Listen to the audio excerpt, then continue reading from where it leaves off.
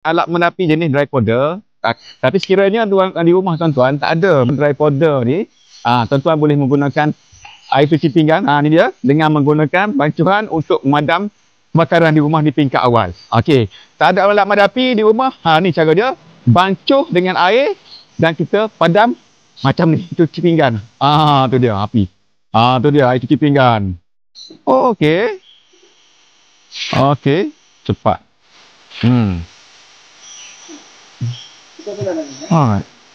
Di rumah tuan-tuan pastikan ada cuci pinggang ni. Tak kira lah brand apa pun.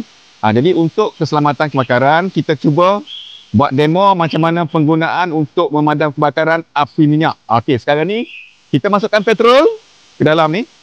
Kita masukkan petrol. Okey, lagi. Okey, cukup. Stop. Okey, ni petrol. Kemudian kita punya pencuci pinggan di rumah ni, kita bancuh. Kita bancuh biar jadi macam buih macam ni. Macam ni. Okey, bila api dah nyala, api minyak kalau guna air tengok. Dia makin membesar. Makin membesar. Jangan guna air. Okey, untuk api minyak jangan guna air. Pancuhan pencuci pinggan tadi. Cuci pinggan. Okey, pencuci pinggan. Okey, tengok. Cuba tengok. Okey, boleh. Itu dia. Okey. Sekejap lagi.